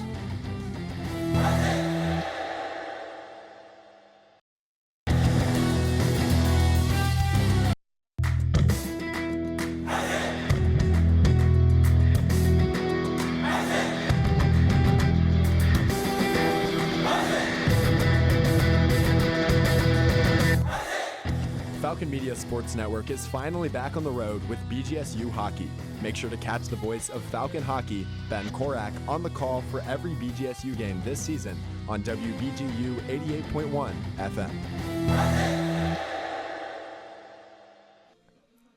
Green Bay, Bowling Green, top of the 6th inning. Green Bay comes back up to bat. It's Sarah Ebner, Jenna Redders, and Paige Hansen. They trail by 3 runs, 4-1 Bowling Green lead off of some pretty good play by Addie Martin. We can talk about that in the bottom of the 6th inning. Mackenzie Krafchick still in the game for Bowling Green. She has been delightful as well for Bowling Green. 1 run given up, and she's controlled the offense of Green Bay pretty well. Yeah, I like that adjective, delightful. And she's facing the middle of the order right now. It's going to be 3, 4, 5. This is crucial for her, and I think if she gets out of this inning harm-free, it'll be likely more smooth sailing as she faces the bottom of the order in the 7th. But, I mean, if she gets through this game, I would say it would be a really impressive performance for her. Only 1 earned run so far and 5 innings pitched. Off up and away. This one, oh, what a play at third base by Taylor Barrett, reaching up to her right-hand side and putting away on the line drive. That one was a double seeker down the third baseline. A quick out after a 2-0 count. Great reaction time for Barron reaching across her body. The player who played a lot of third base in 2024 has played a lot of first this season, but switched back over to the other corner lately in the past weekend with the absence of Kaufman, like we mentioned. Redders leaves that pitch high from Krafchick. It's a good confidence booster for Krafchick again, considering she's got better as the season has gone on, but still the pitching staff has been one of the weaker points for Bowling Green that's had so much success in the batter's boxes. That to have Scarlett Anderson, who's been fantastic this year, and adding Krafchick with the same quality of play would be a big one. Yeah, I mean, having two pitchers where you can rely on at any given point would be huge for this team. And I think Krafchick has already gone under that 5 ERA mark, which is a big point for a lot of these pitchers, especially in softball. Shallow fly ball down the third baseline is going to drop foul for the first strike for Krafchick. That's back-to-back 2-0 counts to start the at-bat for Krafchick. The other one resulted in a hard line drive that Barrett caught a second ago. The other one, another one pulled down the third base line. She'll work a 2-1 count against Redders. Redders a ground ball, a pop fly, and a single that she advanced to second base on. Fouls this one back again, a 2-2 count. So back up to favorable for Krafchick. We were worried at maybe the top of the fifth about her control in terms of allowing the first at-bat 4-pitch walk, but she's really settled down here in this half. Off speed there left away, so it's a full count with 1 out. So not the worst case scenario considering double play is in play to put you out of the inning. We want to see here from her Henry. Just threw an off speed away. That one is a fastball off of Krafchick over to the second baseman, flipped over, and Krafchick should probably get an assist on that play. Yeah, I was going to say she needs an assist. Ground ball for that. Fielded by Hunt and put away. It's going to go down as G4 after a hard hit ball up the middle. Probably was a single seeker, but somehow works her way out of a 2-0 fallback count all the way down to a full count. That'll bring up Paige Hansen. Hansen with a double and a run scored, the only run scored for Green Bay in this game, and then a ground ball to third base as well. This is her third at bat.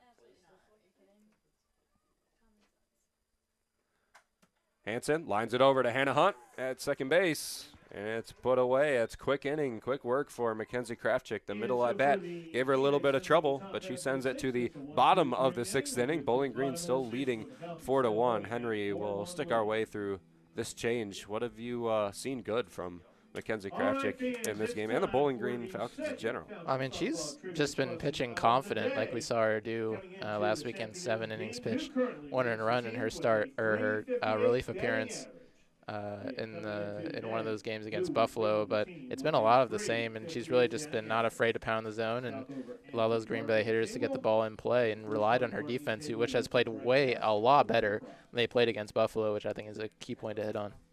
Certainly is, and it might have just been that you needed those couple of games to get some players adjusted to their new spots, especially Barrett, who made a fantastic play at third base. She made an error in one of the games against Buffalo. Addie Martin hasn't had a lot of work today, but made one very good play. She's got a heck of an arm at shortstop.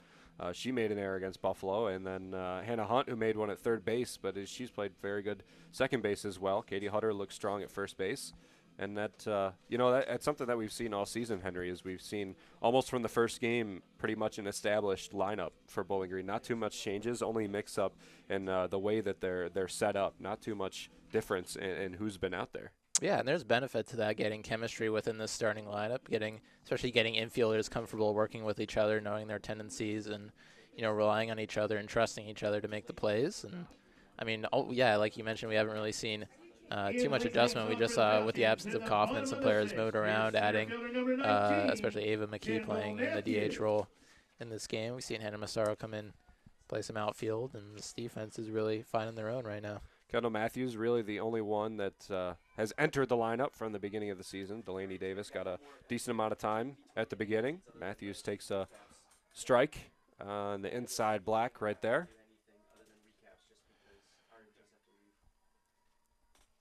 Fouls this one back behind the press box. A strikeout and a walk today for Kendall Matthews. She's at an 0-2 count now, so she'll have to work her way out of that one. Actually, her second time today having an 0-2 count. The last one was a looking strikeout with a runner on base. That was Massaro. This one left low. Oh, just barely. Looking in like it could have been another one. Yeah, good eye on that play. Matthews a little bit of a loose swing on that second swing strike. Just try to make contact. That ball she's going to be playing from behind right now. Matthews takes another one up and away. Another off speed for Schill. She's got to make sure she doesn't lose this batter, as she is probably at this point in the game on a pretty short leash. Matthews leads to the top of the order, so you don't want to lead. Yeah. Walk the lead off or the bottom of the order batter. Fouled off by Matthews. You are also in the portion of the game where a 3-run comeback is probable in, 1 inning of work. But any more than that, and you're risking the game being essentially blown open in a pretty easy 7th inning for Krafchick or Anderson, whoever comes in. Matthews takes one low and away. It's a full count. Schill's really at risk of losing Kendall Matthews for the second at-bat in a row for the center fielder. Even 1 or 2 runs really make a huge difference, just making Krafchick more comfortable after she attempts to complete the complete game. The 3-2. Oh, hits Matthews. She's going to scamper over to first base, take her second walk of the game. This is going to go down as a hit by pitch, not a walk. But it doesn't matter. She gets first base. Kendall Matthews, one of the leaders on the team in walks, now with 11, and her second hit by pitch of the season as well. Good job working the 3 true outcome sort of hitter role right now. Strikeout in the first, but that walk, it was in the 4th, and then this hit by pitch are just huge because it brings up the top of the order. It gives Bowling Green an extra opportunity. When you're not sending home runs out of the park, there's still many ways to contribute. Action in the Green Bay bullpen as well. Bunt from Hutter over to first base. Covering is the second baseman Hirschbach. The pickoff over to second base after the throw out at first, and it's not in time. So Matthews will sit at second. Katie Hutter got the runner over on the bunt. Bowling Green's really willing to sacrifice themselves to get that runner over, and they've done it pretty well so far. Well, up steps the hot bat, Addie Martin. You mentioned the player in the pen for Green Bay. That's number 15, Genesis Eggert. And it looks like they might be bringing her in, or the coach is going to talk to her.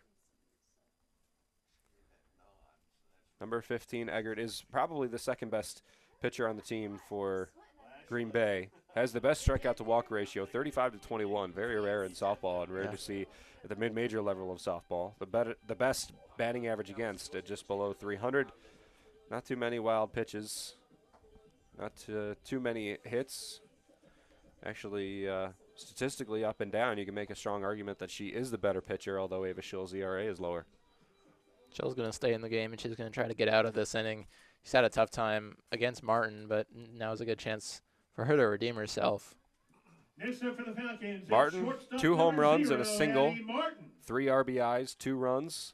Heck of a day for her. Left it outside for 1 ball. I mean, you got 1 out. Do you just let Martin walk if you get down? If you get down 2-0 in the count.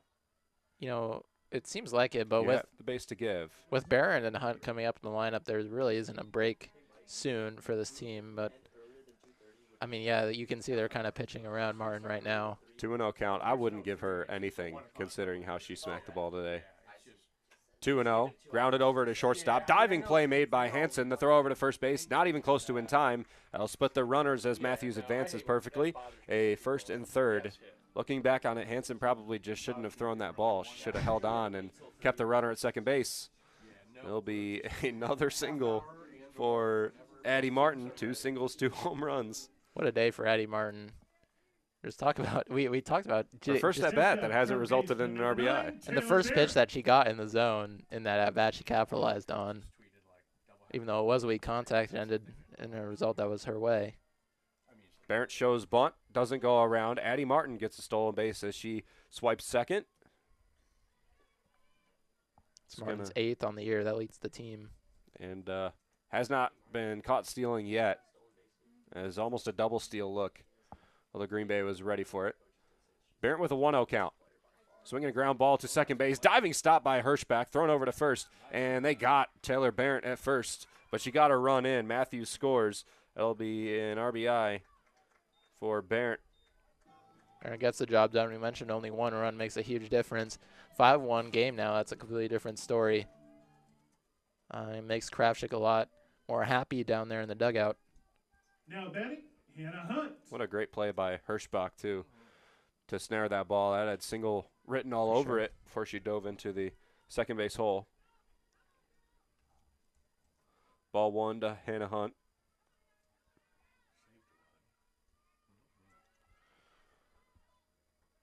Hunt has got one hit, and that was in the first inning, right after Martin, and that's her second one of the game. Herman will have to field it in center field. That'll score Addie Martin, who's got her third run of the game, and that'll give Bowling Green a 6-1 lead, as it's, you know, we're at the point where it's a little bit late to decide to put Genesis Eggert into this game. You're just going to have to ride with Schill. 6-1 lead is a tough feat to come back from in the top of the seventh. This one's getting away from her. That pitch was not super competitive right down the middle. Just allowed Hunt to get some great contact on it. Send it right up the middle.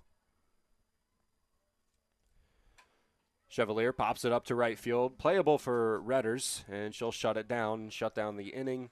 But Bowling Green gets 2 runs, 6-1 lead, heading into the top of the seventh. We might not have to play the bottom because Bowling Green leads at a pretty strong margin. We'll stick our way through this one as well. Henry, it looks like Bowling Green is going to be able to surpass their win total from last season and just through one series of MAC play. An impressive an impressive display from Michelle Gardner in her first season.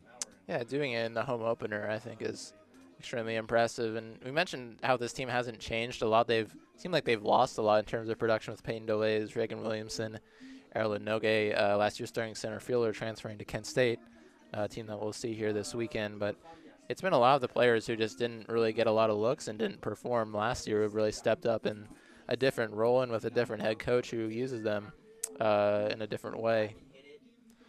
Not to mention Kenzie Kravchuk and how well she's pitched today. Only a couple of hits given up comparatively, with a decent amount of strikeouts to walks. Don't know the actual stats on it yet, but even just using the eye test, Kravchuk has pitched a gem of a game. You can seal it with Green Bay's middle bottom of the order to close out the first game of this doubleheader. Only one strikeout on the day for Kravchuk, but it's been a lot of defensive prowess from this team that's allowed Kravchuk to really just be comfortable out there on the mound, throw strikes and just put the ball in the zone and trust her defense behind her to make those plays, and they've done a good job of that. Show the lefty hitter, but the righty pitcher will step up. It's Ava Schill, Evelyn Wolfgram, and Sydney Lamott. Kravchuk working with the fellow pitcher Schill. The off-speed bounces in front of the dish. It'll be a 1-0 count to Schill, who was done fine in the pitcher circle that last inning, the 6th. Maybe left in there a little bit too long, but not done too well at the plate either. Ground ball back up to the pitcher, and then a weak fly ball to center field. 1-1 now on the strike pitched by Kravchuk. Now left low, 2-1 count. I was just thinking about something that I could say stat-wise. Don't want to jinx it, though. So I'll wait until after the inning to communicate it to Henry and the people at home. 2-1 count for Kravchuk as she works Schill. Schill, swing and a miss. 2-2 now. Getting out of this first at-bat would pretty much seal it. Bottom of the lineup coming up, Wolfgram and Lamont, both hits in the first, but have been hitless since then, or hits in the second, excuse me. The 2-2 outside for Kravchuk. So it'll be a full count to Schill. And you start to wonder what the move from Gardner is going to be if Kravchuk is going to walk Schill. Here it is, fouled back to the screen. So got another pitch to work with. You don't see Scarlett Anderson warming up anymore in the pen. In a 6-1 game, here. You know, you might try and ride with Kravchuk. Yeah, try and get her to that statistical marker that I mentioned. They'll probably go with her as long as they possibly can. 5-run lead is pretty safe right now. And it bounces in front on the off speed, so it'll be a walk to Ava Schill. We'll see if they pinch run for Schill, but probably not. She's probably not going to see pitcher circle again. And they are going to pinch run for her. It's going to be Elisa DeMeo who's going to come in.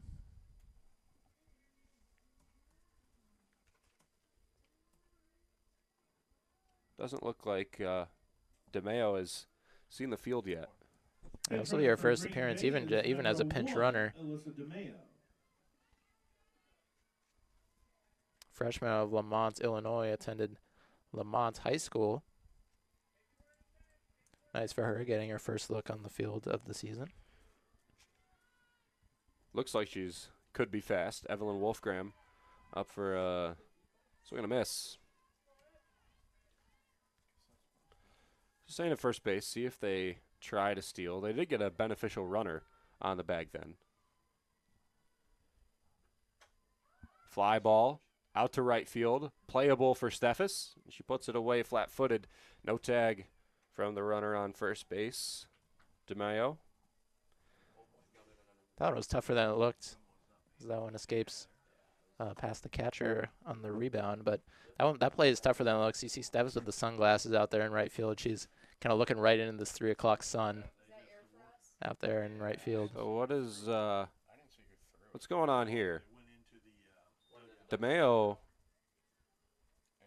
looks like she's going to be given third base.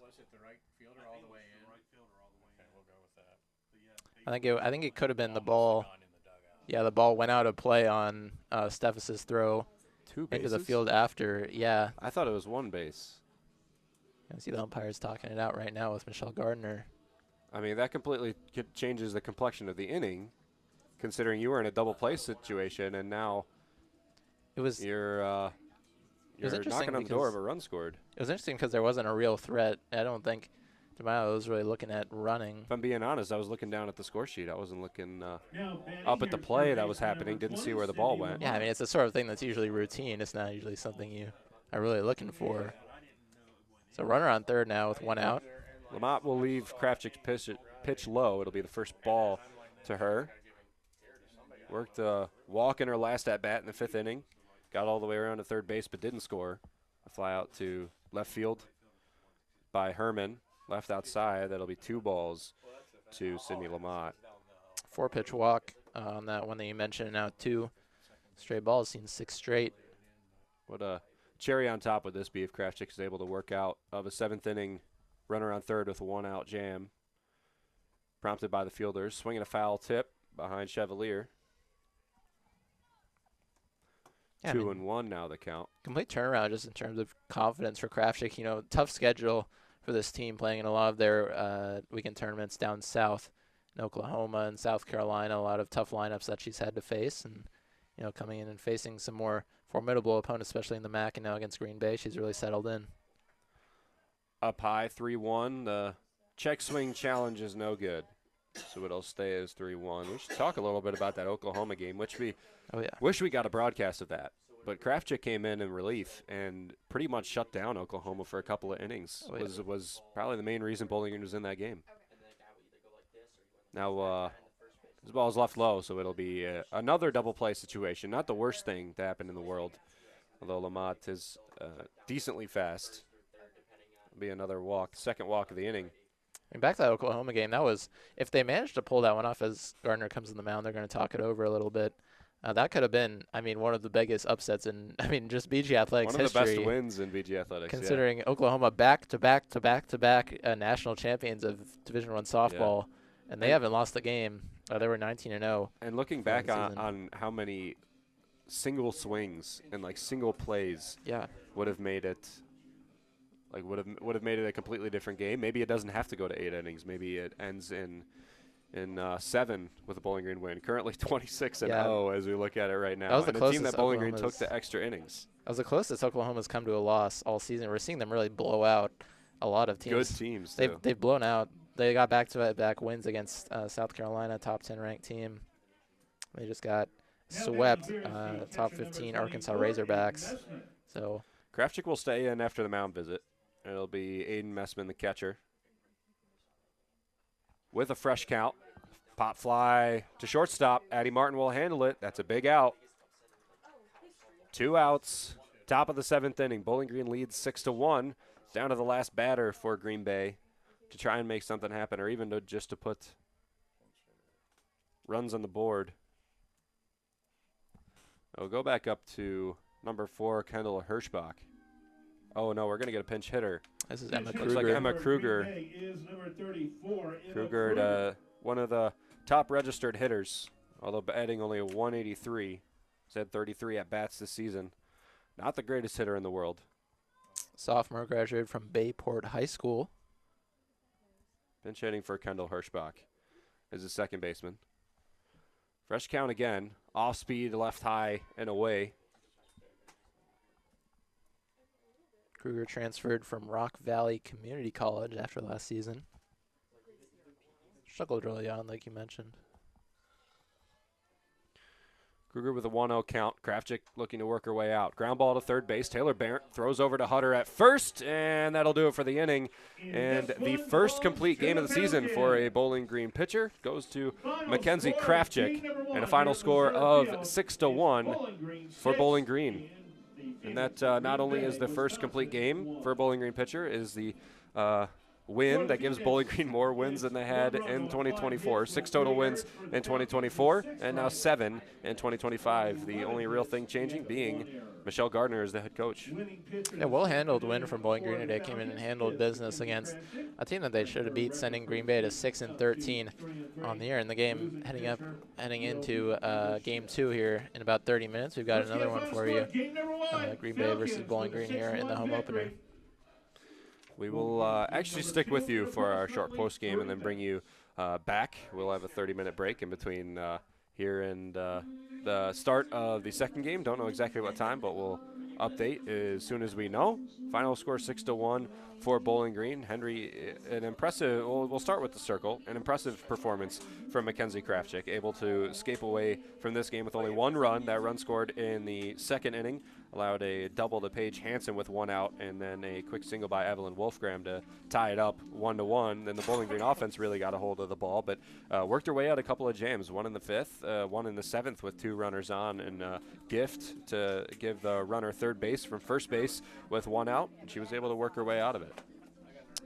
Yeah, I mean, Krafchick going back to 5 hits allowed for Green Bay. That's less than they had against Ohio State yesterday. So great performance for Krafchick and great performance from the BG offense overall. Addie Martin 4 for 4 on the day. Taylor Barron with 2 hits as well. 5 runners left on base for Green Bay, and mostly attributed to Krafchick. On the offensive side of the ball for Bowling Green, who has had a better day in the orange and brown than Addie Martin for Bowling Green? 2 home runs, 2 singles, 3 runs scored, 3 RBIs, and only 1 at bat where she didn't score an RBI. Also had a stolen base. I mean, she pretty much just filled the stat sheet today with some putouts and assists as well. What didn't she do well? Yeah, one thing we mentioned, she's really found herself comfortable in the 2-hole. There's been some conversation about whether she should move to the 3, move to the leadoff, and really get her maximum amount of ABs. But her performance and her production in that 2-hole has been crucial. You know, getting some of this bottom order production, especially from Matthews, from Hutter, and transferring that over to Martin and her potential for RBIs in that spot. Batting sub 300 this season, this should certainly help. I would imagine she'd be above 300 after this game, adding a 4 for 4 performance for her. Just looking through the rest of the lineup as well, nobody stood out too much, although some pretty good play from Taylor Barrett again today. A two-hit game. She was 2 for 4 with 2 RBIs and no runs scored, but some pretty clutch hitting as well, batting behind Martin, which is a pretty easy thing to do considering how Addie Martin played today. Henry, any final thoughts before we sign off and bring everybody back for the second game? Yeah, well, I mean, good win overall. I think going into the second game, we're going to see Scarlett Anderson, I would say, for sure in the second game. We didn't see her at all in Game 1. It's going to be interesting if they decide to go to that opener or go to Scarlett right away, or maybe potentially ride Krafchick again. We'll have to see here in the second game.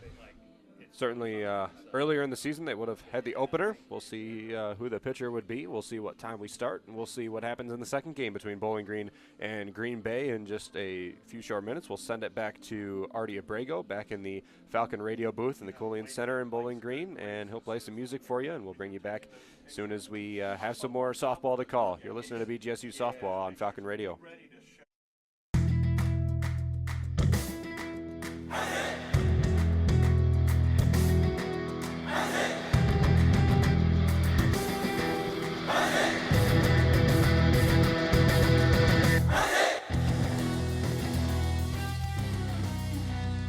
This broadcast has been a Falcon Media Sports Network production. For more BGSU sports news and updates, follow Falcon Media Sports Network on Twitter X at BG_FMSN, BG Falcon Media on Instagram, Facebook, and YouTube, and head over to BGFalconMedia.com.